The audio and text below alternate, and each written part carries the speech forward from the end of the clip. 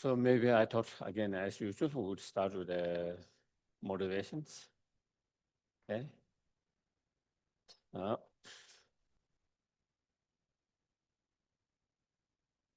Again,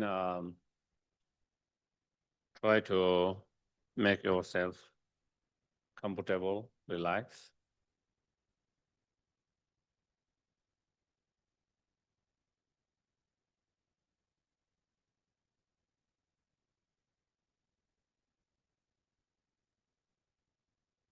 And keep your back straight. That can be helpful to be alert, awake.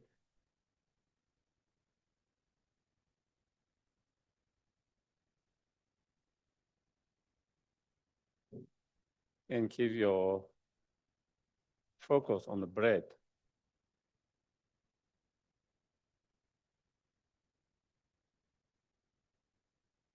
Observing the breath and being aware of what you are observing.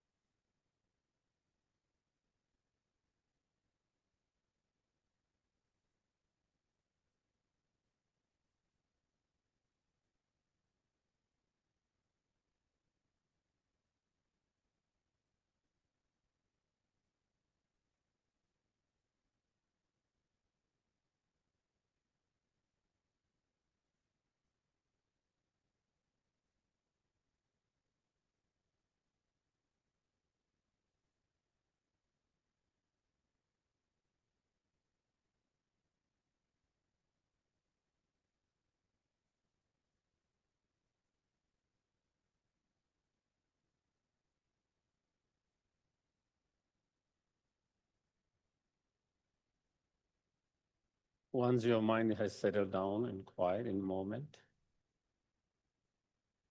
then we can try to contemplate.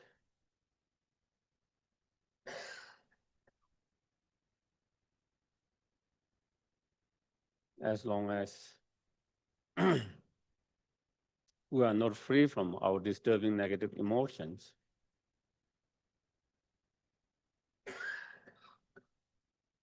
such as anger, craving, ignorance, jealousy,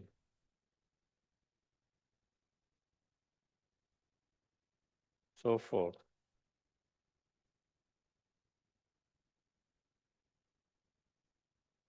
No matter where we are, no matter with whom we are,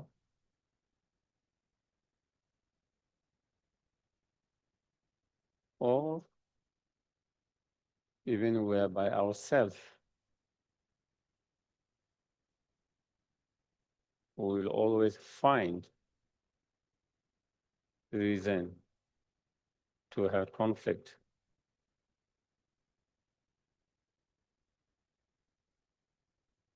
To be unhappy.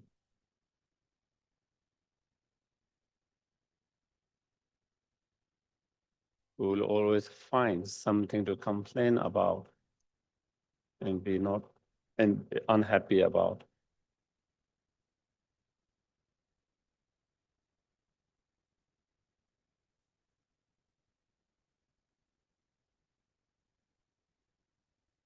No matter what we try to change externally, there will always be this unhappy mind.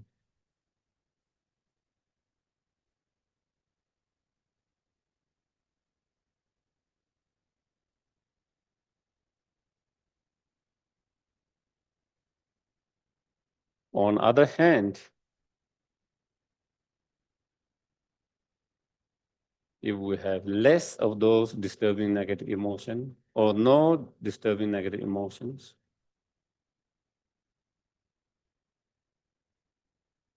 Instead, high level of patience, compassion, understanding, wisdom,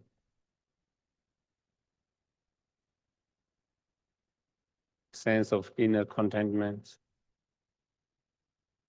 so forth.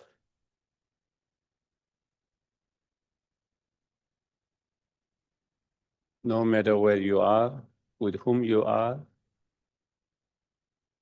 whether you are by yourself or with others,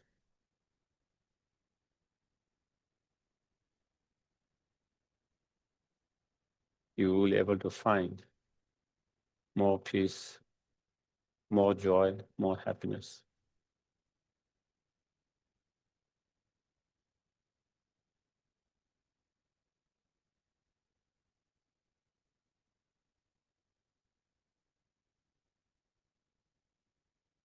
Regardless of external conditions. The external condition might be good, so-so, or bad, or very bad, but still one will be able to keep their mind undisturbed, peaceful, calm.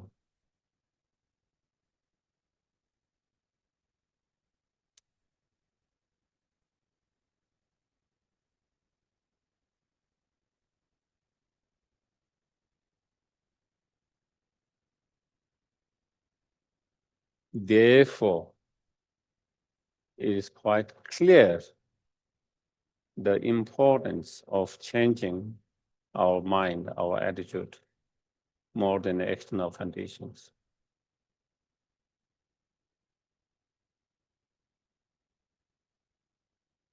It's so important if we want to find more peaceful, calm, joyful, happy life.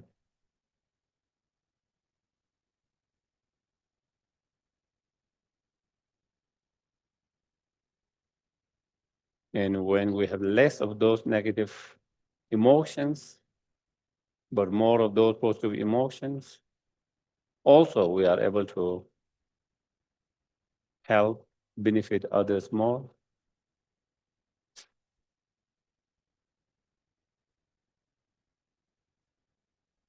We don't hurt, harm others, or hurt and harm less.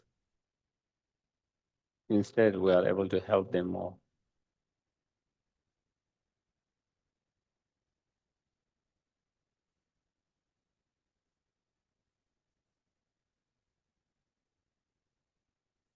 Therefore, for our own happiness and happiness of others, it is crucial and important to pay more attention to our mind,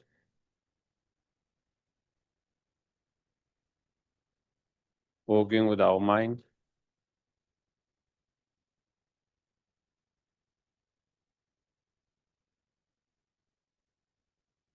to reduce those negative emotions and to cultivate and improve those positive emotions.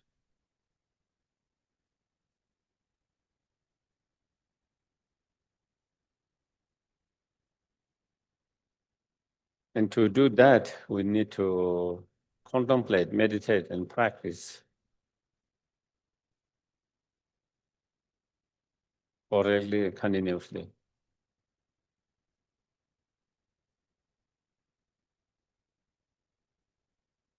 And for that, we need to continue to study and learn and remind ourselves the importance of that.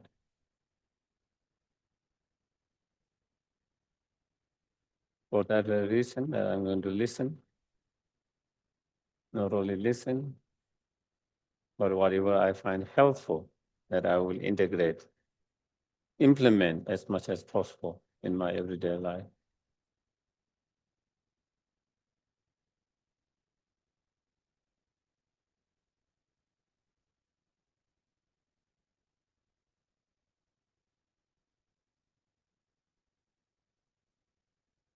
Okay.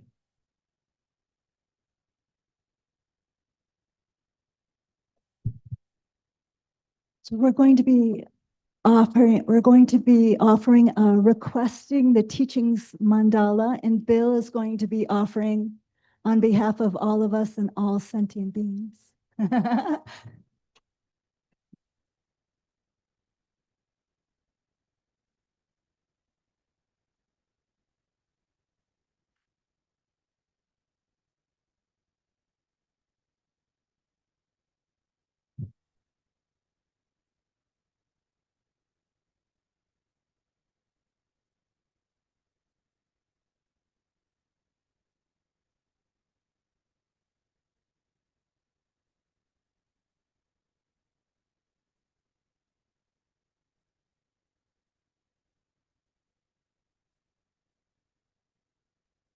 Ajipu ki jushin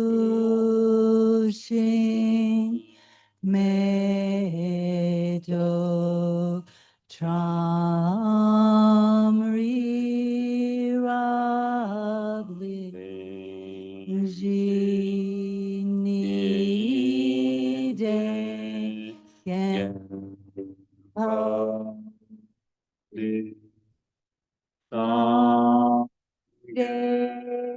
Ji do ni te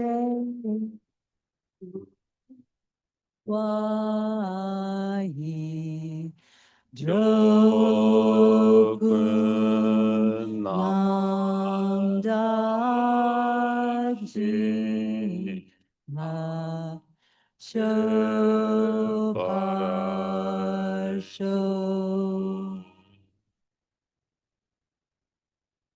O holy and perfect pure Lama, from the clouds of compassion that form in the skies of your Dharmakaya wisdom, please release a rain of vast and profound Dharma precisely in accordance with the needs of those to be trained.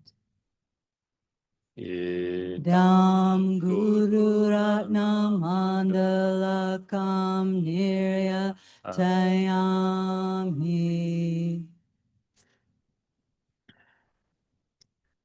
Refuge and Bodhicitta, once in English and twice in Tibetan. I go for refuge until I am enlightened to the Buddha, the Dharma, and the Supreme Assembly. By the merit I create through listening to the Dharma, may I become a Buddha in order to benefit all sentient beings. Sangye Chedan Soge Chonam La Chanchu Pato Dani Kyatso Che Dagi Sheshe Gibe Sonam Ke Dola Penje Sangye Duba Sho Sangye Chedan Soge Chonam La Chanchu Pato Dani Kyatso Che Dagi Sheshe Gibe Sonam Ke Dola Penje Sangye Duba.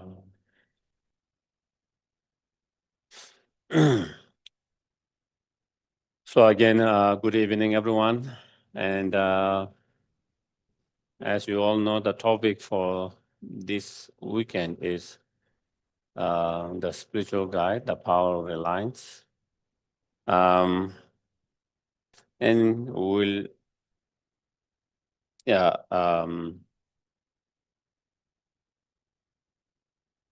talk about what it means, the spiritual guides or teachers. And, relationship. And,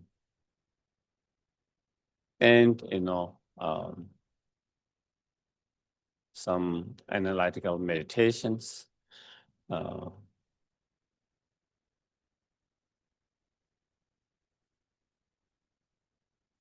How to, do certain analytical meditation as well as visualization meditation in relation to this practice.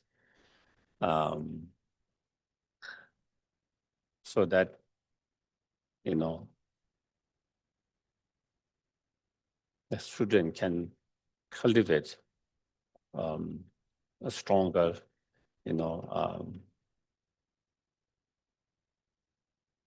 faith and respect, through that cultivating the proper reliance on, and through that, how to rely properly in terms of thoughts, in terms of actions. And we will, in relation to that, we also will go through some practice with Lama Tsongkhapa, Guru Yoga, Ganden Lha Gyäma. So you get to know how to do a little bit,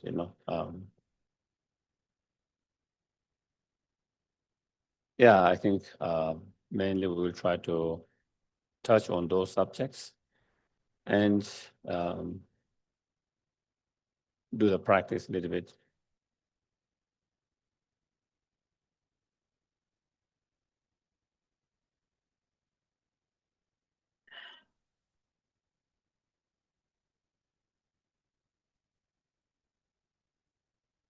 The spiritual mentor or spiritual teachers is important in our spiritual path. Someone who is seriously interested, not just kind of, exploring, trying to find what it is about, someone who is just trying to explore and trying to find out whether this particular spiritual path suit me or not, whether it's related with me or not, what are those? Maybe it might not be so important, but someone who is seriously committing themselves in particular spiritual path, who want to commit themselves, who want to dedicate themselves in that particular spiritual path. And if they want to make progress through such commitment and dedicating them in that path, then the spiritual mentor or the spiritual teachers become important, play a big importance, play a big role. And if we kind of studies, in Buddha's teachings, mainly three traditions, which each of them are foundation for the next traditions, the Theravada traditions, Mahayana Sutra traditions, and Vajrayana traditions, where each of the Theravadan practice become a foundations for the Mahayana Sutras practitioners, and those practice of the Sutra Mahayana, then they become the foundation for the those who are interested in Vajrayana traditions. You need to have those foundations. So in all these three different traditions, which are based on different sutras, they all are based on sutras, and because there are so many sutras, so they are based on slightly different sutras. But again, in all of those, in sutras, they explain the importance of the spiritual mentor of teachers. In Theravada tradition, in the Vinaya, which is common practice, Mahayana and Theravadan, in those, they talk about, spiritual mentor, and the quality of such spiritual mentor, what kind of quality that spiritual mentor needs, they talk about 10 qualities. I don't need to go each of them. Many of them are quite similar to that you find in the Mahayana spiritual mentor teacher as well. Being patient, compassion, having compassion for the students, parents, some of those qualities, and in that we call Negi Lama, and in when you take ordinations, then you have that kind of spiritual guidance, spiritual mentor. And the students, whatever decision they have difficult making, they rely on the spiritual mentor to give them guidance.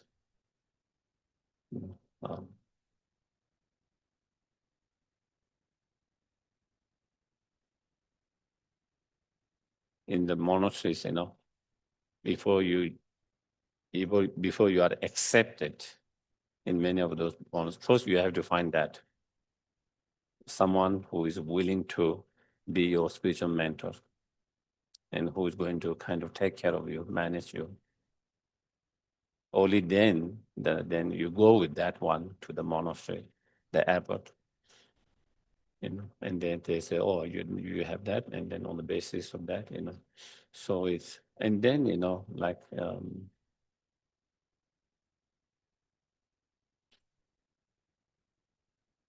is the spiritual mentors, guidance, and they have very strong spiritual, special relationship, in that way. So in Theravadan teachings, practice, and based on certain sutras, there, he talked about the importance of that, and that is based on the Vinaya Buddha talk, even in Buddha's time, that each of those new monks, young monks, disciples, they have a senior spiritual guidance, mentor.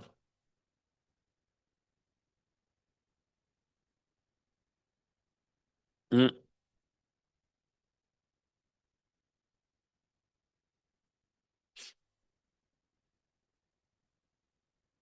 And in that, in those teachings, then,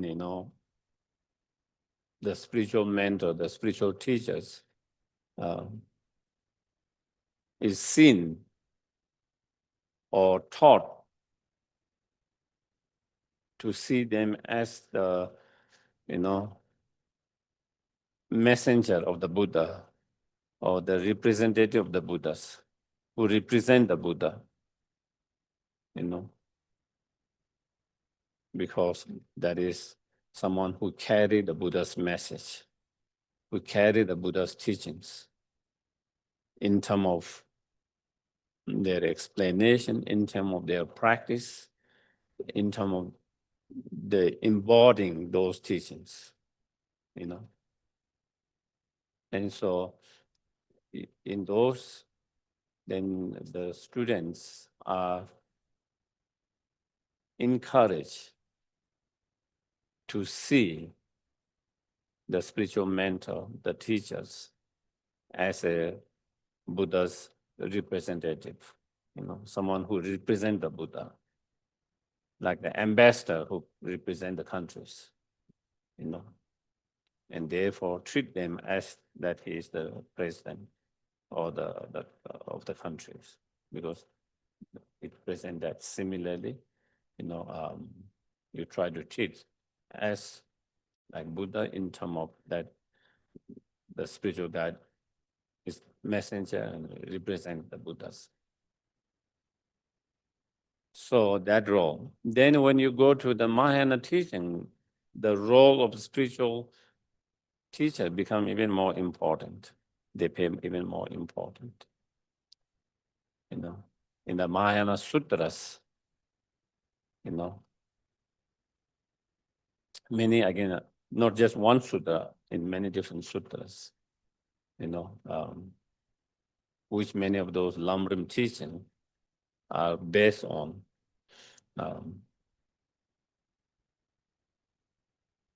not only, again, also there, it explains about different qualities. It's different quality that is needed to be a qualified Mahayana spiritual teachers, mentors. It explains what are the qualities for a qualified, authentic teachers to be that spiritual mentor teacher, what kind of qualities they need. As well for the disciples, students, to become a qualified disciple, student, what kind of quality, also not only the teacher need qualified teachers, qualification, also students need that to be a good students or good disciples, qualified.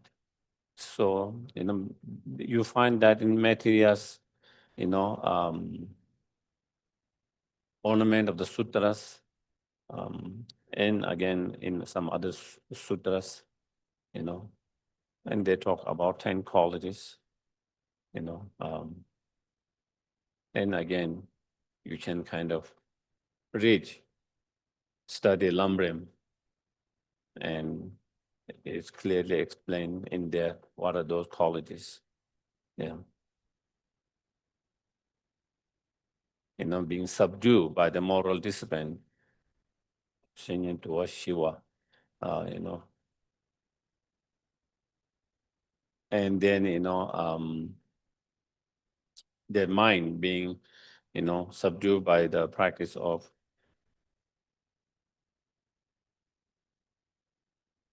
meditative concentration, extremely subdued by the wisdom.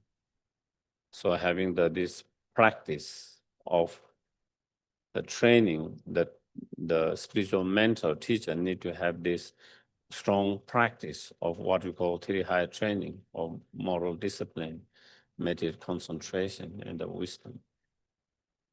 On top of that, and that the teachers need to have more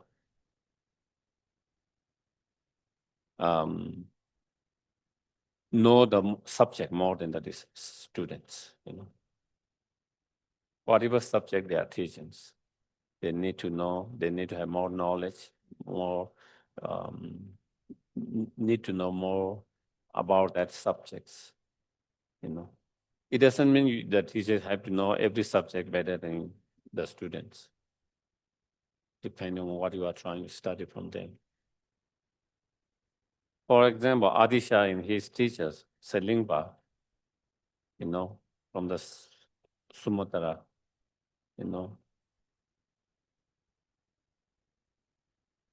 when it came to the view, the doctrine or the view, Adisha has the Mahayana view, the doctrine or the view of the Mahayana. Selingpa has the view of,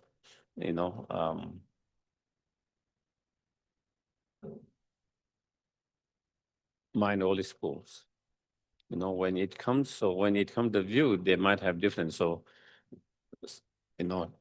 Adisha might not have received so many teachings on the wisdom part, on the view, but he received a lot of teachings on the bodhicitta, the method. And they are like that, even in present time, So anyway, and then having enthusiasm, in the Dharma, the practice, especially in,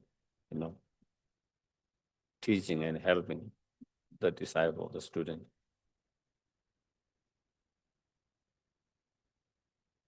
And having, also the oral transmissions,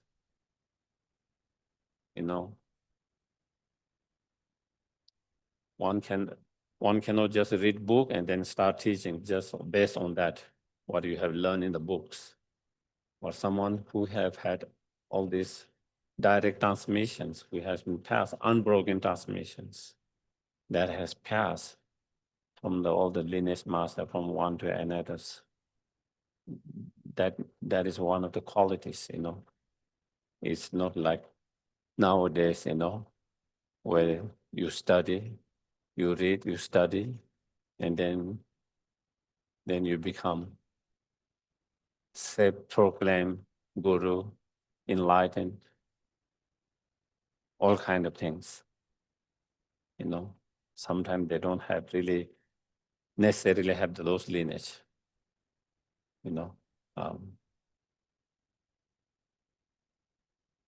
So that is one of the qualities, and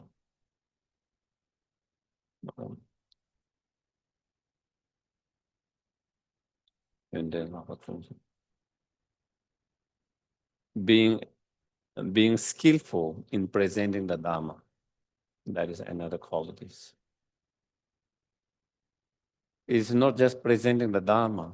The teachers had the skill to present, skillful present according to the understanding and need of the disciples. Even what you are presenting in pure Dharma, but if your presentation doesn't suit the disciple, then they cannot receive much. They cannot get much because, the presentations is not suitable for that particular disciple and so forth, And then one of the most important is, having compassions, compassions and patience. And having the patience and the compassions. And then,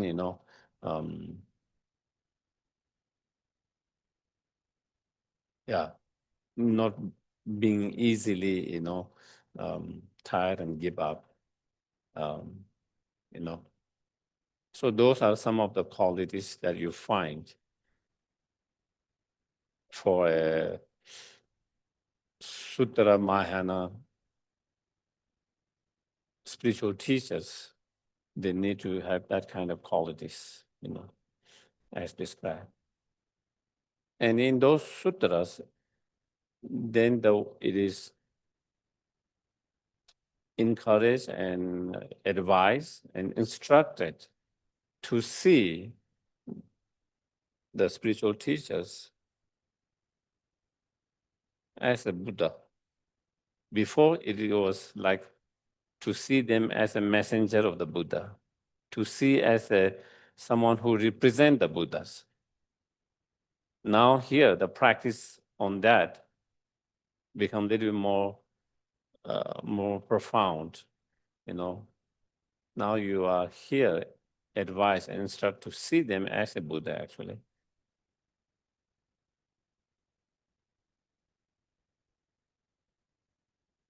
And then, for those, the spiritual teacher of Vajrayana, Vajrayana masters or teachers, spiritual, then again, there are 10 set of different qualities, that is set up in those teachings, sutras. Again, they need to have those qualities, qualifications. And then in those advice, not only you are instructed, advised, encouraged to see them as a Buddha, but to see them in the form of deity themselves. So it is been more profound to seeing as Buddha in an ordinary form, and to see someone as Buddha in Buddha's full form, without any faults, in the deity's form. So it becomes even more profound. So anyway, so in all this,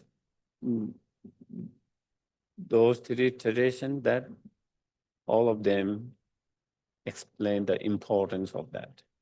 And then the practice becomes a little bit more profound in relation to that. The Guru Yoga or the, the relations. So that is why the importance, and if I read something, I might read something, might be helpful, beneficial for some.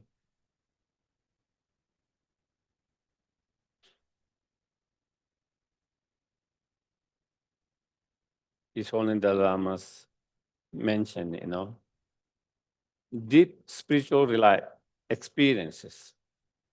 Deep spiritual experiences, which seems to transcend logical explanations,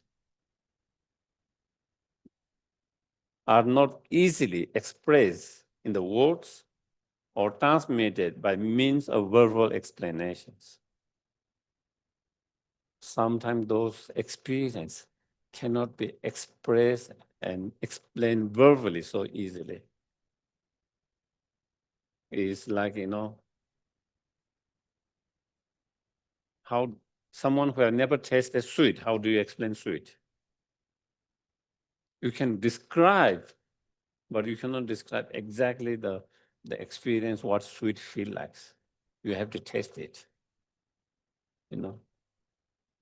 Similarly, a lot of spiritual experiences are like that, So here he's only said they depend rather on the inspiration and the blessing received from the spiritual lineage through one teachers. So some of those deep spiritual experiences one cannot actualize that just through verbal explanations and so forth. But one need to receive through such blessing and inspirations from this unbroken lineage teachers, spiritual teacher that has been transmitted orally, directly from one to another. That is where the spiritual masters or teachers become important. Because just by reading books or just by watching a YouTube or whatever, you cannot have that direct transmissions.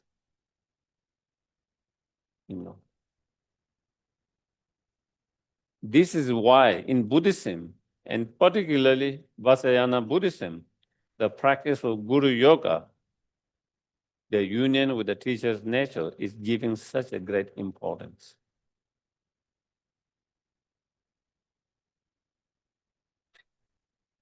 And then here, he's only make a very important, again, another important point here. Since the practice of Guru Yoga, the relation between the spiritual teachers and the disciple students, Guru Yoga is so important. The qualities of teacher himself are extremely important too. So to be able to have such relationship, then you need to have qualified teacher. And in order to have qualified, authentic teacher, that authentic, qualified teacher need to have these qualifications.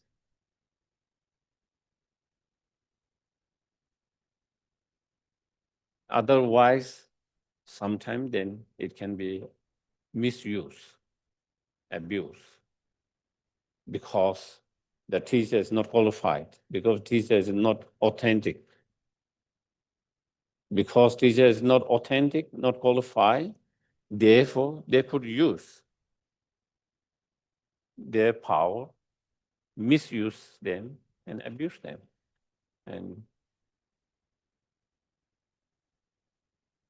But of course, it is not only just as a teacher. It can happen everything, in organizations, in even every institution, organizations, leaders.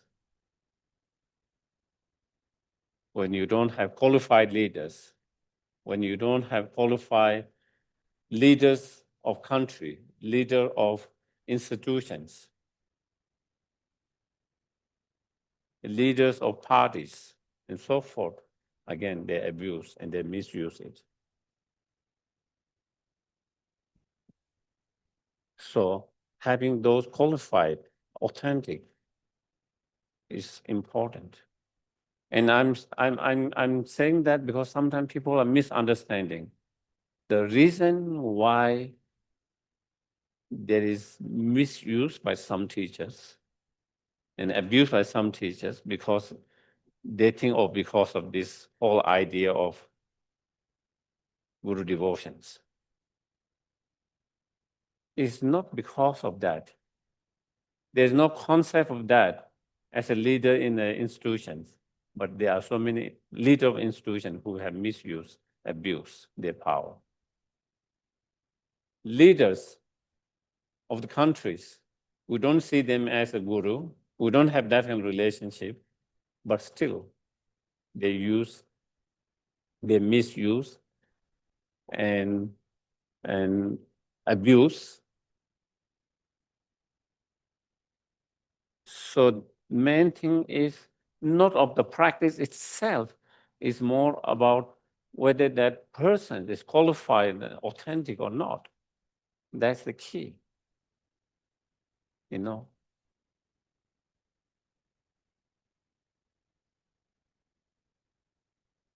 And so that is why here he's only said the, the qualities of that teacher himself is extremely important too. The qualities necessary for authentic teachers were described in great detail by Buddha himself in many sutras and pandas. Why did Buddha explain so detailed in explaining all these qualities? Because to be authentic, qualified teachers, they need to have all these qualities. If someone has all these qualities, they will never abuse. They will never misuse. There is no danger of that. But when those qualities are not there, unqualified teachers, leaders, anyone, then whenever they have any power, they could misuse and abuse, So, but here, what I'm saying, the importance of the role of the spiritual teachers in our spiritual growth, in our spiritual path, especially, as he's already said, to have that kind of deep spiritual experiences or realizations. And in all the lamrims, also Lama Tsongkhapa, very first outline in how to rely on the spiritual teachers, which is the root of all the spiritual realizations. Basically meaning, is so important. As I mentioned before, if you just want to collect knowledge, then maybe it's not so important. You can collect all knowledge from YouTube, from books, from Google, from AI nowadays, even more. You can, if you want to, collect knowledge, you can have all this knowledge by using all these tools, those resources and tools. But if it is not just about collecting the knowledge, information and knowledge, but if it is about transforming your mind, if it is about cultivating spiritual experiences, deep spiritual experiences, realizations, then the role of the spiritual teachers become very important. And, so many stories of their, where some of the masters at the very beginning, even they have been meditating for so long times, but they were having a struggles to have any progress, spiritual realization experiences. And because of not having proper spiritual reliance, not having proper practice in relation to that. And once later, when they are able to change that, and once they have that change, and then they were happy to have spiritual realizations or experiences. There are many stories of many masters who struggle at the very beginning of their spiritual path. Even though they have been meditating for a long time, somehow they struggle to have the spiritual experience, realizations. And later they found out through,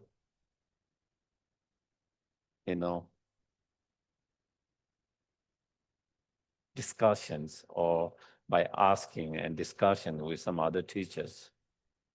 And when the other teachers advised them, instructed them, oh, this part is the way you are missing, and you should, and in many parts, the missing was that Guru Yoga, proper Guru Yoga, of Guru Reliance. And once they were able to once they changed that, and they were able to have the realization more quickly, easily.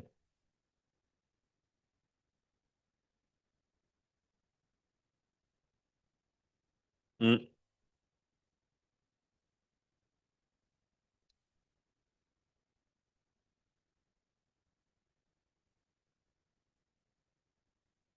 Yeah, there was one, masters who was taking care of one of the Sakya Pandit great masters. And it was Sakya Pandit or his, I think, uncle, and he was serving him. He was also practicing that master, great, become great master later, but he was also practitioner at the very beginning. And looking after his uncle, from whom he had received a lot of teachings, and who is one of his own spiritual teachers. But he normally tend to look ordinarily, like my uncle, not as my spiritual teacher's guidance. Normally he tried it, but so he was having a struggle with having a spiritual experience and realizations. Even if he had been meditating and practicing for a long time. And then one day in the discussions with this Sakya Pandit, with his uncle, and then, even though I'm your spiritual teachers, you see me as an ordinary, as another uncle, ordinary uncle. You can't see me as a spiritual teacher. And it kind of, maybe he was not even so paying so much attention. And that shifted his mind. And with that, it shifted, and he started to see differently, not as an uncle, but as a spiritual teacher. He see and treat as that way. And then slowly he started to make a progress in his spiritual experiences, have a more spiritual experience and realizations. There was another master, again having similar, even though it was one of his spiritual teacher, but like again, he didn't have in his mandala on a spiritual merit field, because again he was more ordinary in terms of beings. He was a very well-known spiritual teacher, more ordinary, but from whom he received teachings, and from whom he had the spiritual, of course, his teachers. But again, that was the same thing. He was struggling, and then again he went and see other teachers and explained them. He has meditating, and he struggles with all of that to have a progress. And then the teacher asks how he does, and all this. In that conversation, and that again, that was the missing point. He said, no, that is your spiritual teacher. You should treat them like how you treat other your spiritual teachers. You should regard same way that how you regard the other spiritual. And again, with that shift, then he started to again, hold same high regard as the other spiritual teachers, treat them as in his mind and everything. And again, that shifted things in his mind and his spiritual. There are so many stories like that.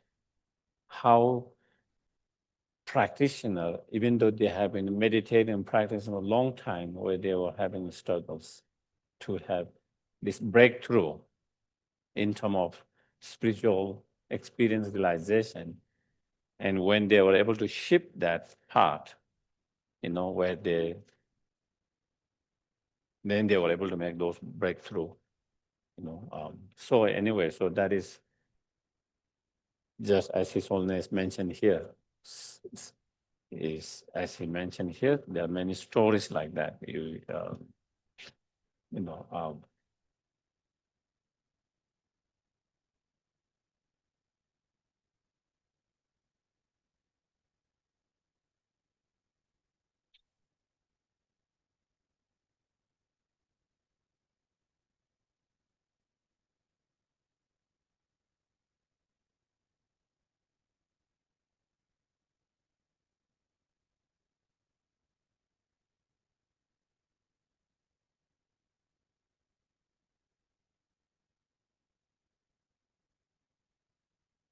Uh, spiritual mentor, guide, or spiritual teachers,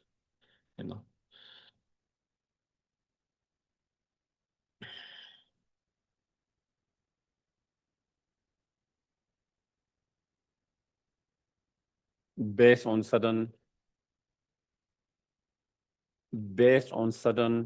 what you call statements from sutras and other sources. Traditionally, if one receive, even 4 lines of teachings,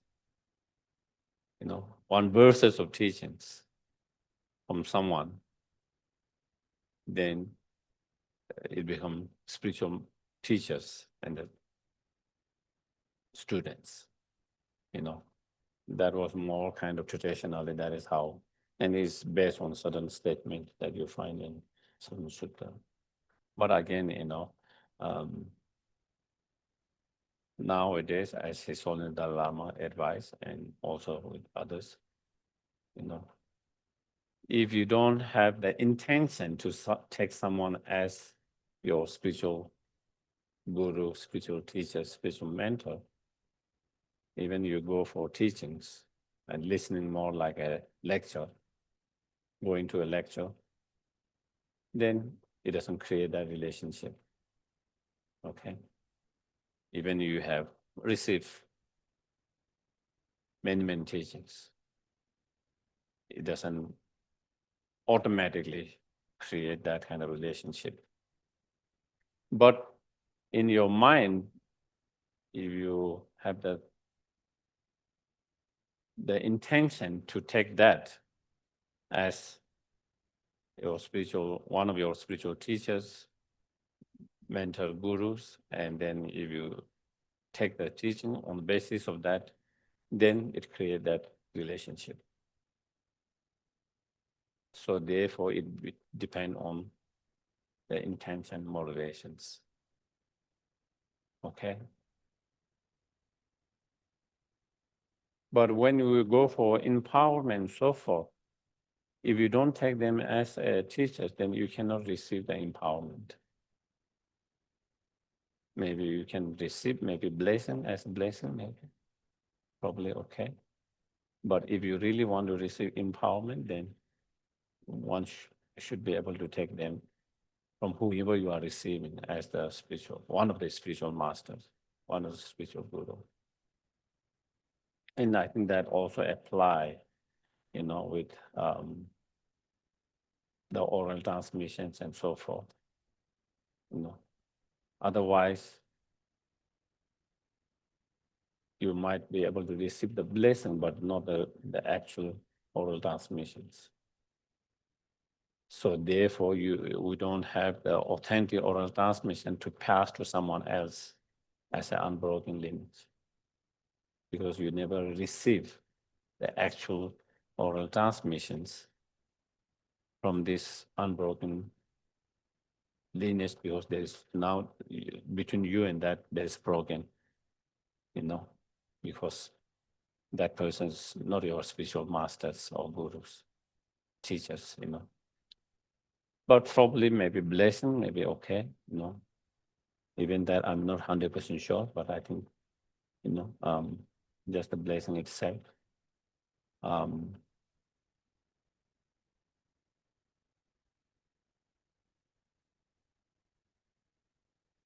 Yeah.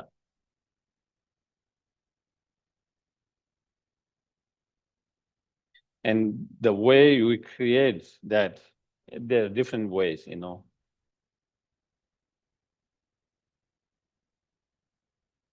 Like when we go in, like for example, in Sera, when we were studying Sera, when we went to receive teachings from our teachers, we actually go and request them, we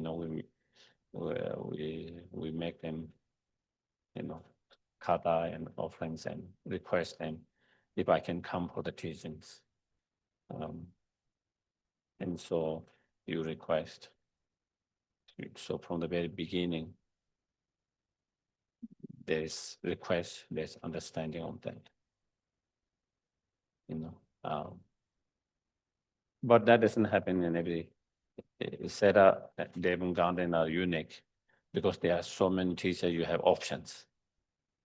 Like in Popans, the whole class get one teacher. Whether you like or not, you go there. Just like in another university, These teachers is teacher for the science, math, and you all go there. So whether you like it or not, that is what you get, because they don't have so much access to so many teachers. In those big monasteries, there are hundreds of teachers to choose from, and you go and choose yourself and make those requests. So that, but like when you go for empowerment and something, even you don't make requests directly, but when you are going for receiving that, then it is kind of known. It is that relation is already created, whether you make the request directly or not, And that is same with me. I went to many different oral transmission, empowerment or some teachings, with the intention to having done little research and, feel confidence that I can take them as my teachers, spiritual teachers, and then go to those. Even I didn't make them personal specific requests, but being there, then that is how you create, so just, there are different way of doing. Some people ask, how do we find our teacher? Should I ask? Should I, there are a lot of those questions. So there are different ways of doing, sometimes there's a request, sometimes it's not necessary, there's mutual kind of understandings, from their heart, mind, and so those are some information in relation to that.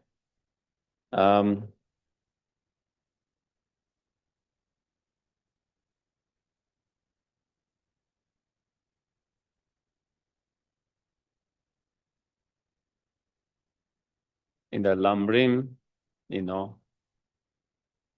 older lamrim, it talks about 8 benefits again, I think those numbers are not kind of what you call exact number. They just give some number sometime. There can be more, 10 benefits, 20 benefits, 100 benefits. Sometimes you find those numbers based on certain sources. One sutta, they say one benefit, and another sutta is say another benefit, another sutra or another, and then some of the later master compile all those together, and then it become 8.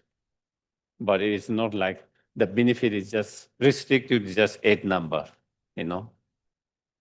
But based on that, then there is, they talk about 8 benefits in lamrim of properly reliance on the spiritual teachers or guru or masters. And I don't know whether I don't think maybe I need to go.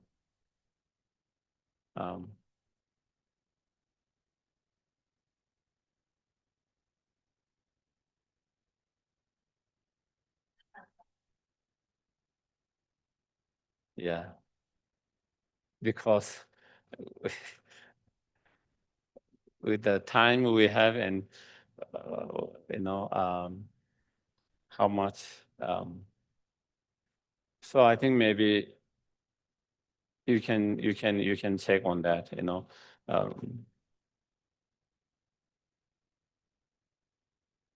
Such as you get closer to the enlightenment. Of course, if you have a spiritual master and if you follow their instructions, their advice, teachings, and if you really practice, of course, day by day, week by week, month by month, year by year, life by life, you are getting closer to enlightenment because you are practicing. And you practice because you take your spiritual master's instructions and advices more seriously.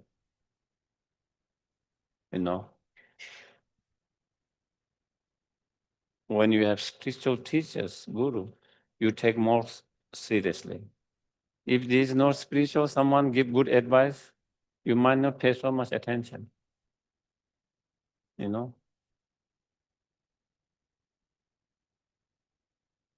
It's like even in not only even in our everyday life, if you have a high regard, you hold someone very highly and regard, whether you're your parent, whether you're a friend, whoever. If they give you some suggestion, some advice, you will listen more. You will take it more seriously. You will contemplate more. But same advice given by another person whom you don't have a high regard, whom you don't respect so much, whom you don't have that, it's just you don't even hear properly. They say something and it's gone here. It doesn't stay and you don't take it so serious. And so that is another kind of difference it can make when we have a spiritual, whatever we call spiritual mentor, master, guru, teachers. Then you regard them, highly, hold them with highly respect. And with that, then whenever they give some advice, instructions, you listen more, you hear it better, and you take it more seriously. You take it more to your heart, and you apply that, you try to practice that. And through that practice, then, definitely, then you make progress and, get closer to enlightenment, closer to spiritual realizations. And, then it says, because the spiritual guidance masters, guru, because they represent all the Buddhas as a messenger. So, when you take them seriously, their advice, their instructions, their teachings, put into practice, then, it also please all the Buddhas whom they represent. Is same as you are taking seriously the instructions and the teaching advice of all the Buddhas. You know,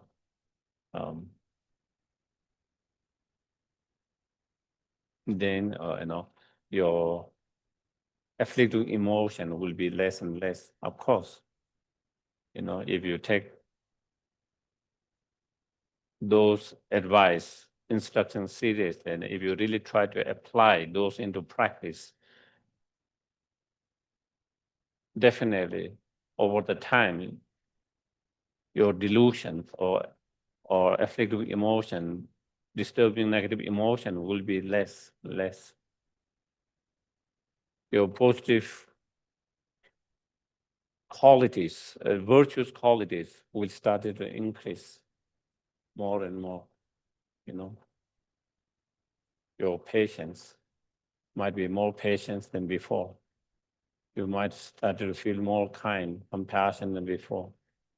You started to feel, less disturbed by others' actions and behaviors, and feel compassion, more patience, So those qualities, more wisdom and so forth, And because you have less delusions, you create less negative karma. And also because of your more virtuous mind and the practice, it purifies previous negative karma. And because you purify previous negative karma, you create less negative karma, then you are protected from the lower rebirth and the sufferings. And if you really practice, again, taking seriously and you apply, then again, it accomplishes, your own purpose, and it accomplishes purpose of others. As we mentioned at the very beginning, the motivations, As we practice more, and as we make more progress on that, we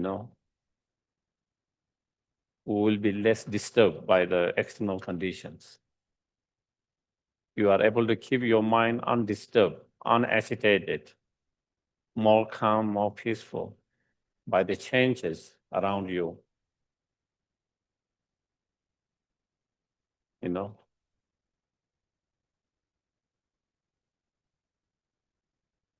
that gives you more inner peace, more calmness.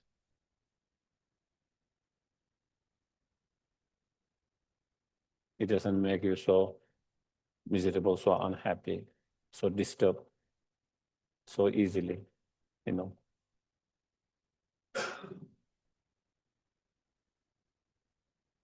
And if your mind is not disturbed, unagitated by anger, resentment, bitterness, hateful, and so forth, you are able to feel more compassion for others, more kind to others. Very people, we struggle to feel compassion now because we have bitter feeling towards those individuals. We struggle to feel compassion for them. If you don't have bitterness, you will struggle less to feel compassion for them. It will allow you to feel compassion not only for those who are in most vulnerable ones, but you will be able to feel compassion even for perpetrators. Even for those who makes difficult and life not easy for oneself and others. At the moment, it's hard for us to feel compassion for them. It is a struggle. But again, why we struggle? Because we have a negative feeling towards them, bitter feeling towards them. Maybe we are frustrated, maybe we are angry, maybe we are, have hatred, resentment, whatever different those emotions, When you have less, then it allows, your mind to be in better space to feel compassion, loving kindness. And when you feel loving kindness, compassion, then you are able to help and benefit them out of that. You are able to help and benefit more sentient beings, to bring more happiness to more sentient beings. And so thereby, again, that is why, yeah. So those are like some of the benefits, like 6 benefits I went through, and then there are 2 more, like by engaging, by following their advice, instructions, teachings into practice, then, by putting effort in such practices, then you are able to, fulfill one's and others' well-beings, as well as, to complete, the 2 collections, and so forth. Okay, so those are some. So maybe I think for today, I was hoping to do some practice, but for sure we'll do tomorrow. So I can take some caution if there is, because I think it's such a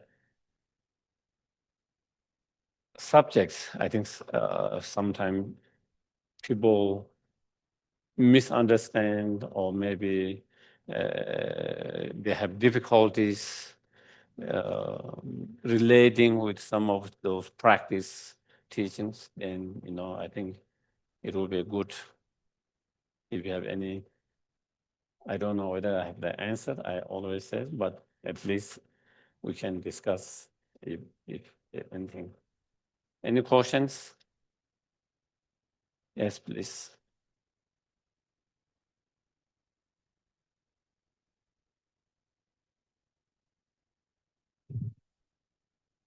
Well, Geshe, thank you for taking some question.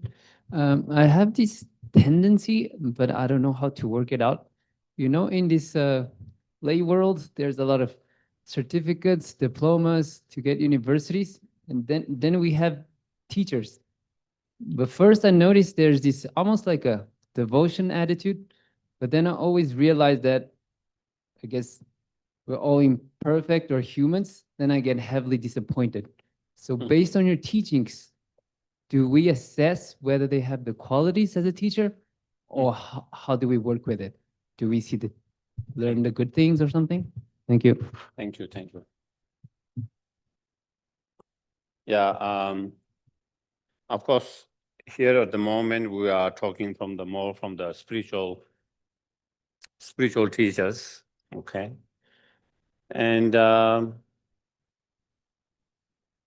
I think probably we will come maybe in coming days, a little bit on that.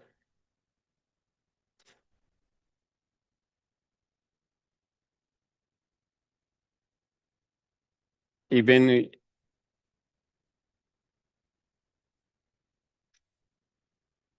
okay, even we try to see the teachers as a Buddha. At the same time, we have to remember, even as a Buddha, they come sometime in ordinary form, because we don't have the karma to have access to the Buddha's form that is in the form of expect or perfect. Sambhogakaya, for example. That is only the high Arya Bodhisattvas can have direct access to that. So then, in order to fit ourselves, it's like, sometimes parent or grandparent, or even sometimes others, trying to act like they are child in order to connect better with the child, so that they can teach them better, And is there a skillful means of that? you know. It is the skillful means of how to help the child is act like themselves, become like themselves.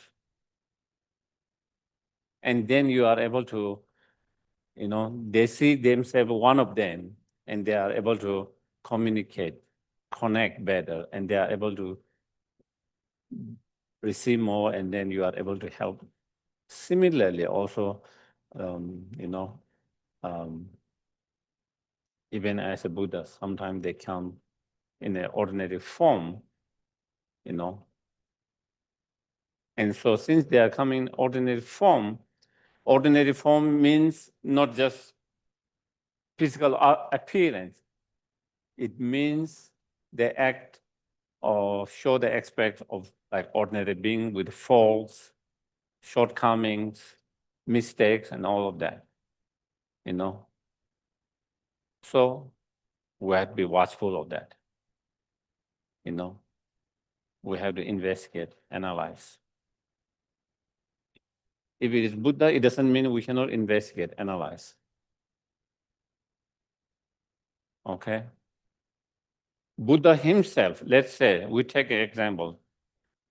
Buddha himself, Buddha Shakyamuni, who is undisputed Buddha for all the Buddhist practitioners. Okay? Regardless of what your tradition, all the Buddhists regard Buddha Shakyamuni as the Buddha. Okay? Nagarjuna, not everyone. You know. Pema, not everyone. Lama Tsongkhapa, not everyone. My teachers, not everyone. But Buddha Shakyamuni is undisputed. Buddha, everyone agree. But even Buddha Shakyamuni, even though everyone agrees he's the Buddha, still they analyze his teachings. Nagarjuna analyzed his teachings. All the great Indian masters analyze his teachings. The Tibetan master analyze his teachings. Say, this teaching, we can take it literally. This teaching, we cannot take it literally. We cannot take everything Buddha said literally. Some teachings were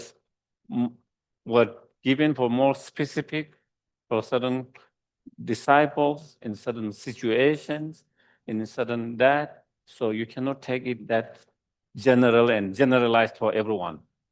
It is a very specific. It's like an advice he gave to someone in certain condition, in certain specific. And so therefore we analyze, Nagarjuna analyze Buddha's teaching, and therefore there is two kind of categories: definitive teachings and interpretive teachings. Nagarjuna and others, they came. Definitive sutra or teaching are that you can take it literally.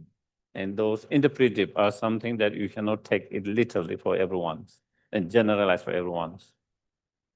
So if we are analyzing Buddha's teachings, who is undisputed, why can't we analyze Lama Tsongkhapa's teaching? Why cannot we analyze my teacher's teachings? What he says, what he do?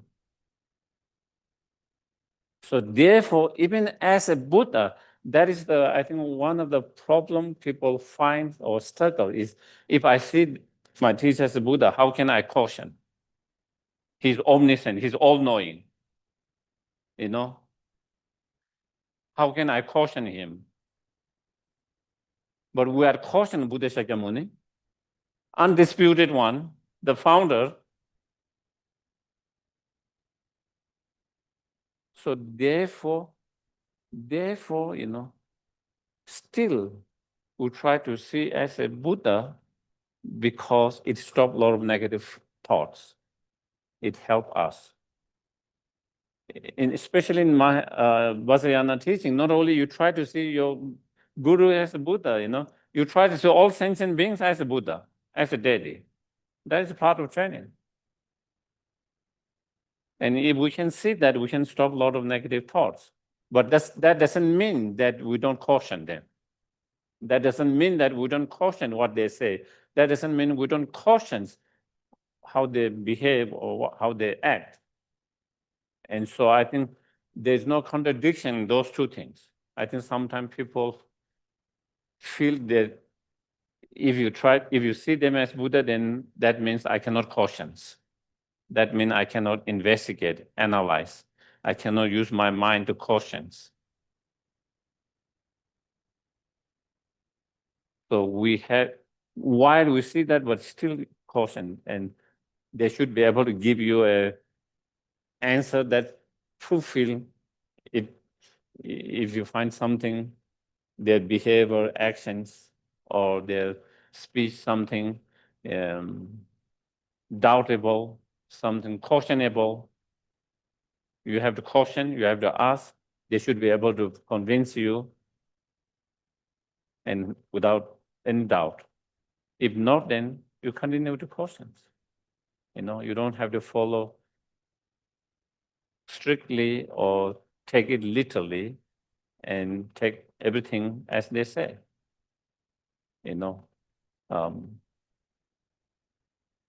Yeah. So therefore,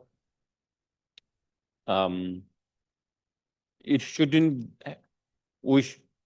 be a contradiction to be able to see as a Buddha, but at the same time to able to caution and ask cautions and not only ask cautions if you see something strange and improper, something not right, correct, yeah. And if they are fully enlightened through Buddha, then they will be able to give you the answer and convince or clear your confusions or your doubt or whatever, But if they are ordinary, then you will know, So that is the, yeah. Any questions, please? Go ahead. Go ahead, Amanda. Please unmute.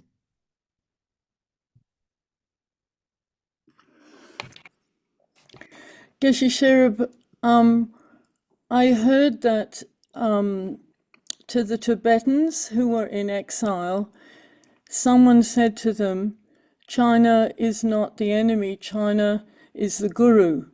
And I was thinking about that. And then I was thinking, if you have a teacher and if your teacher scolds you or is cross or criticizes, you can kind of have trust in that because you know your teacher has your best interest at heart. So if in ordinary life somebody is criticizing you and scolding you, if you can imagine in your mind somehow that that person is your teacher, then you can feel a sort of peace or trust or something. And I was wondering if you could talk about that, please. It is complicated. Sorry. Yeah, definitely in training, that is one thing we try to train. As I mentioned, looking your enemy as your teacher's guru is part of Lojong practice. If you are able to see your enemies as a guru, someone you regard highly and appreciate, then you have less negative feeling towards them. You have more appreciation feeling. So then it doesn't disturb your mind. And, there is that part, and definitely there is that. Related to the second questions is, and that is a little bit kind of on the edge, that kind of thinking, definitely, if someone is really Buddha, then definitely there is no way that they will kind of misuse or abuse, physically, verbally, emotionally. Absolutely, there's no way. But sometimes also, in reality, all the teachers are not Buddhas. There can be teachers who are Buddha, there can be teachers who are bodhisattvas. Even among those, some of them first booming to 10 booming, and some of them in the first path, second path, some of them maybe not even on the first path, but who have, more experience, more knowledge,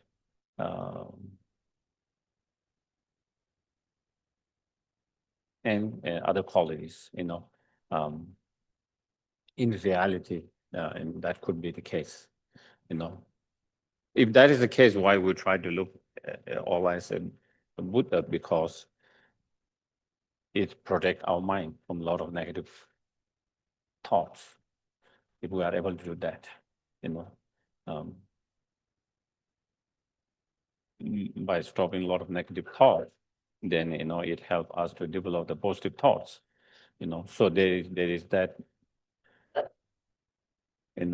So it is. So therefore, is a little bit difficult because sometimes, definitely in some cases, the teachers is acting with the best intentions for the disciples, just like parents. Sometimes the best intentions in order to help the children's not to, be bad. They can kind of take a little tough stand. But sometimes also as a parent, they might scold or do something tough because they were upset. So you have to know whether someone is acting out of anger, upset, or whether someone is acting out of true compassion. And that is where sometimes it's hard for us to know, whether someone is scolding you out of the compassion or because he or she is upset and angry, So those are a little bit kind of tricky because it's hard to read the person's mind.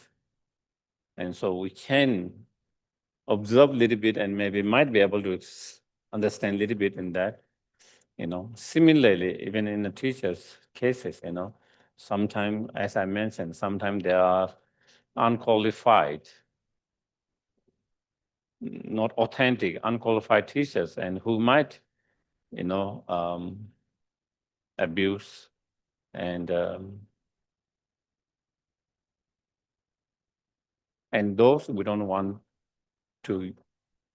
In such cases, we don't want to encourage. Even I don't mind myself, but I don't want them to do to others. And also, it's not good for them. It's not good for the society. It's not good for the Dharma itself because then, because of their behavior, the reputation of Dharma get bad. People are hurt because of such behavior. People get hurt, and if you allow them to do, they will continue to hurt more people. They will continue to damage the reputation of Dharma more and more.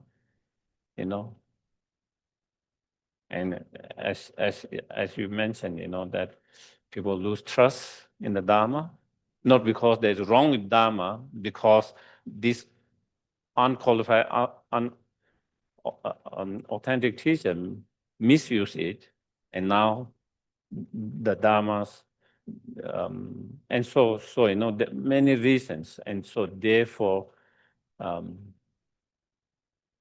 we have to be more honest with ourselves, our feelings,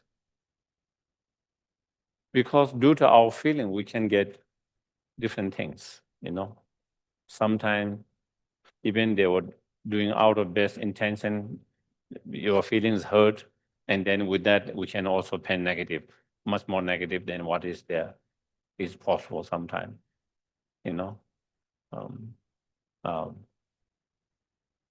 But if it's not really that, then while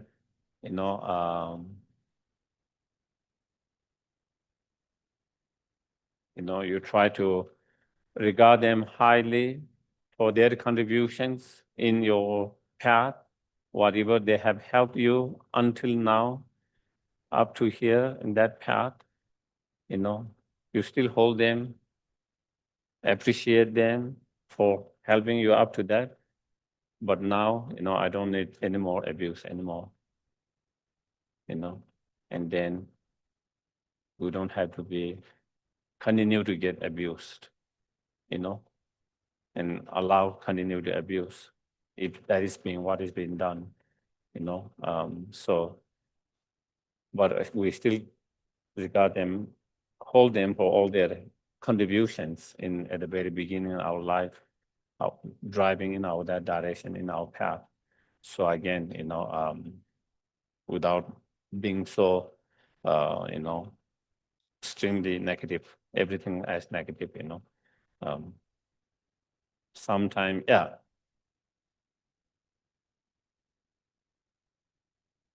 so able to differentiate what contribution they have done and what damage they have done, both, and acknowledging both parts is important too.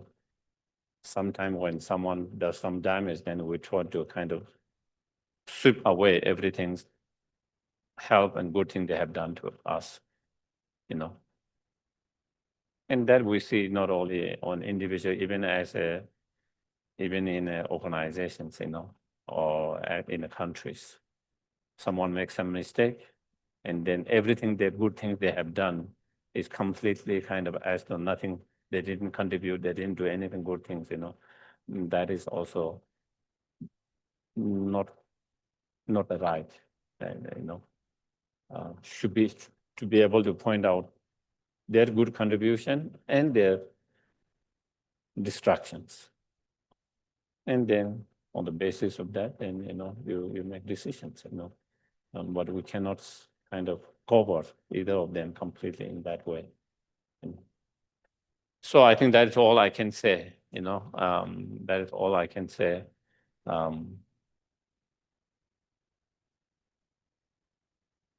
Even though I think in the lamrim, there are teachings where you see everything is pure and everything they do is to help and benefit sentient beings or the disciples. But again, some of them we cannot take it literally in every case. Sometimes, we have to really examine clearly whether it's coming from our mind or is nothing to do with my mind. I'm not feeling because I'm upset or angry or because I'm disturbed or what, because I'm disappointed, whatever. Sometimes when we are disappointed, we can paint things more negatively. When I'm hurt, I can paint my things negatively more, and thereby we create our own stories more than what was there, What sometimes is nothing to do with that, but is there's, someone is really abusing and damaging, and hurting and harming. And in those cases, then I think, we cannot continue to be blind, say, everything and have this excuse, everything they did is good for you or for the students that they are doing to help you. I think that would be misleading and is not accurate, and it will be encouraging that persons to continue to abuse, and not only is it damaging themselves, but it damages the whole Dharma itself, and of course also the other sentient beings who are being hurt and harmed from that. So those are kind of a little bit kind of tricky, not so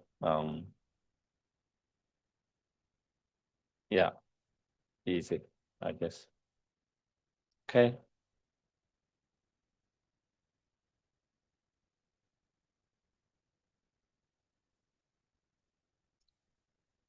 Okay.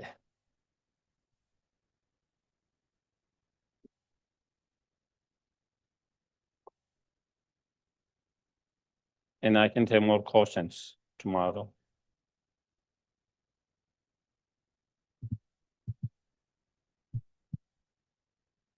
So the dedication prayers from Master Shantideva. May all beings everywhere plagued by the sufferings of body and mind obtain an ocean of happiness and joy by virtue of my merits. May no living creature suffer, commit evil, or ever fall ill. May no one be afraid or belittled with a mind weighed down by depression. May May the blind see forms and the deaf hear sounds. May those whose bodies are worn with toil be restored on finding repose. May the naked find clothing, the hungry find food. May the thirsty find water and delicious drinks. May the poor find wealth, those weak with sorrow find joy. May the forlorn find hope, constant happiness, and prosperity. May there be timely rains and bountiful harvests. May all medicines be effective and wholesome prayers bear fruit. May all who are sick and ill quickly be freed from their ailments. Whatever diseases there are in the world, may they never occur again. May the frightened cease to be afraid and those bound be free. May the powerless find power and may people think of benefiting each other. For as long as space remains, for as long as sentient beings remain, until then may I too remain to dispel the miseries of the world. And then the long life prayer for His Holiness. Gangri Rawe Korwe Jinkam Dir Pendan Dewa Malu Jungwe Ne Chen Rei Zingwa Tenzin Gyatso Yi Jape Site Bardu Tengyu Chi.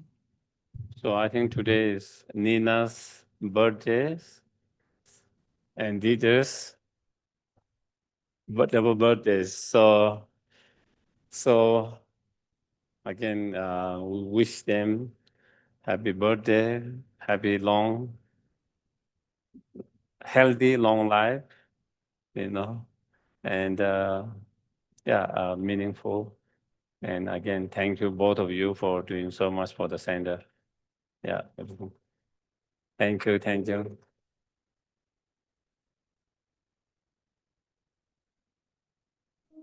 So, do we need to cut? Do you have? Okay. Okay. Thank you. Thank you. Good night. Thank you. Thank you.